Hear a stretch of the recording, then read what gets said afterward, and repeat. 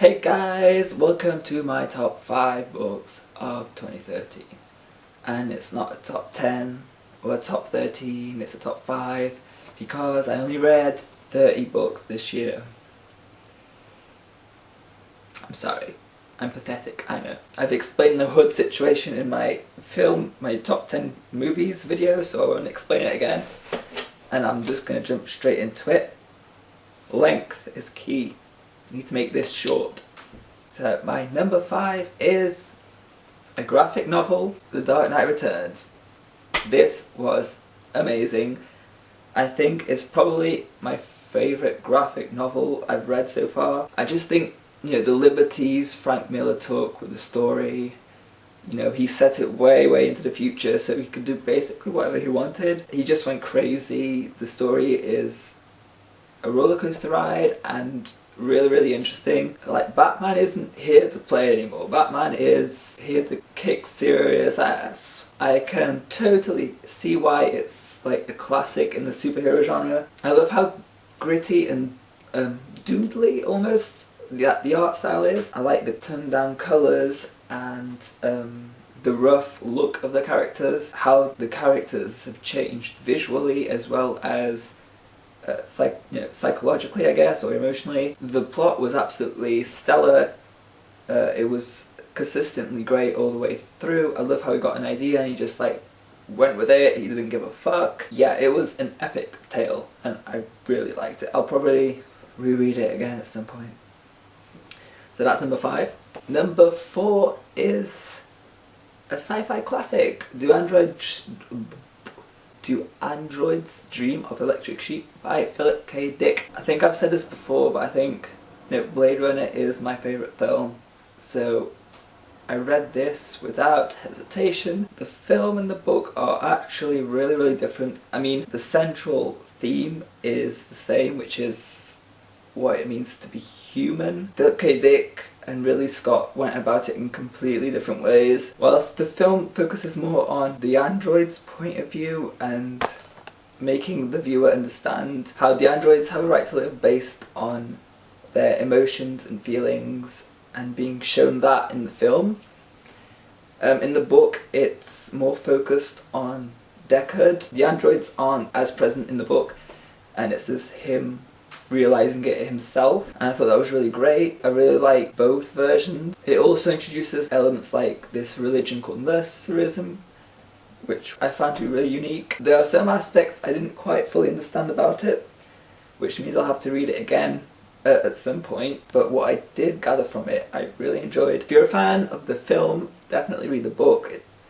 It's basically the same idea but told in a different way. The message of what makes us human is our empathy and the way we treat the living things, stuff like that. I just thought it was brilliant, really. My number 3 book of the year is Shades of Grey by Jasper Fforde. This is one of the first books I've wanted to read since I started seeing book review videos. I think it was the Readables that mentioned this, like 3 years ago or something, maybe more. And I've wanted to read it since then, and never got the chance to until now. It was refreshing to read like a well-written YA for once. I'm guessing this is YA, based on the characters and the story. I'm guessing it's YA. Yeah, first YA book that I've almost given 5 stars to. I gave this one 4 stars. But it's more like a 4.5. Everything was solid all the way through up until the last 50 pages. Just things started to bug me here and there. Things like characters would say and some of their actions, it defied everything that made their character them. There were some really weird decisions involved by the author. It's kind of a downer, but the other 95% of the book was really good. As every other reviewer has mentioned, I love the world building in this book. Jasper Fforde did it really well. You can either do it one or two ways. You either straight out tell the reader the way the world works, or you can drop the reader into the world and introduce elements here and there and let the reader understand for himself how it works. And not a lot of authors, I think, are able to pull this off, but just before it is, I was really impressed by that. Some parts were actually quite funny. I liked a lot of the quirky Britishness of it. The whole colour system that is described in the book was thought out perfectly.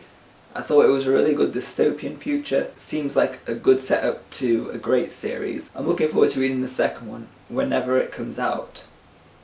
There seems to be no knowledge at all when that will happen. But yeah, I'll just wait patiently until then.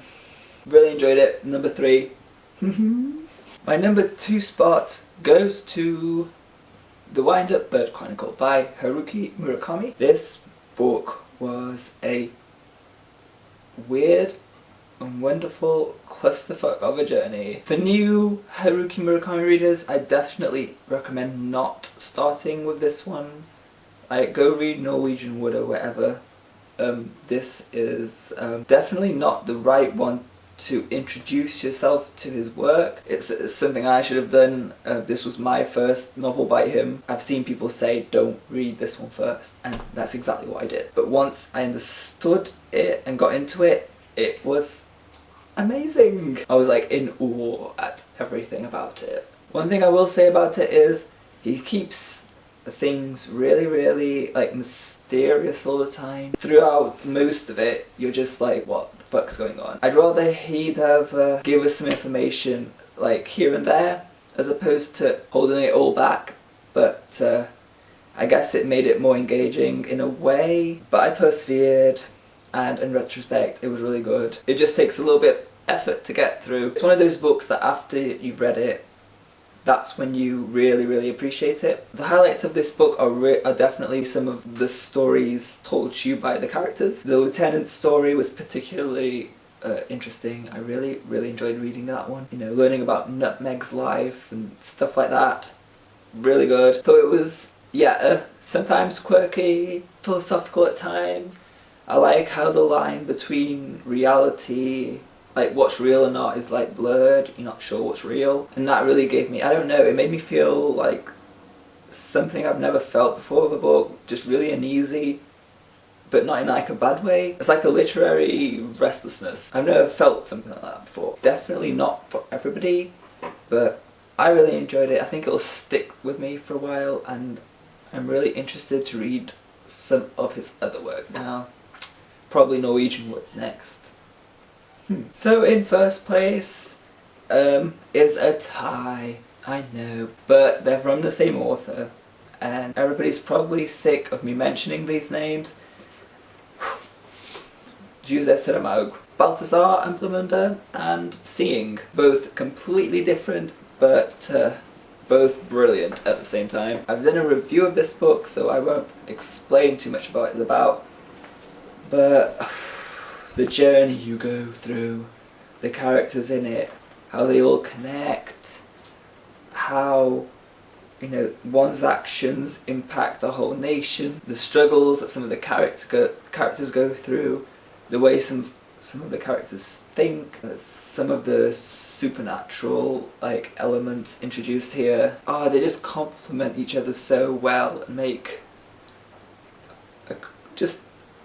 just make the story so perfect. It was just epic, and I loved it. Okay, so my camera ran out of battery, and I went to take a shower so that I could let the battery charge for a bit.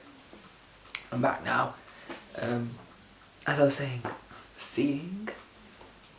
I'm going to run through this quickly now. It's very conceptual. It's about people of this certain city start behaving very strangely in like a collective manner. On voting day, the people simultaneously turn out to the polls to cast blank votes. So this pushes the government into a frenzy, and they make some extreme decisions. And I mean, the first half of this book is amazing. Like, from the point of view of the government, it's the pure satire, just the way like in which he describes the politicians, how they act. It's so witty. The second half sort of follows this investigator that the government sends in to the city. His job is to try and find out what's behind, who's behind this sort of subconscious revolution that's taking place. And you get to meet some old characters from Blindness, and reading about how his position and thoughts on the issue evolved throughout the second half is really cool. There are some really good quotes in this book. Like, this was the Portuguese version, so I won't read any out, but pick up the English version and give it a go. I could have marked so many pages if I was the sort of person to do that thing. You know, all in all, very, very interesting story and sequel to Blindness, and just a really cool book in general. He's such a good writer. Okay, so that's my top 5 books of the year. I hope, well, top 6 technically, but I hope you enjoyed it. I like watching these videos. I think they're really cool. It's interesting to see other people's opinions and their tastes and stuff. So yeah, thanks for watching, and I'll see you in my next video. Bye bye.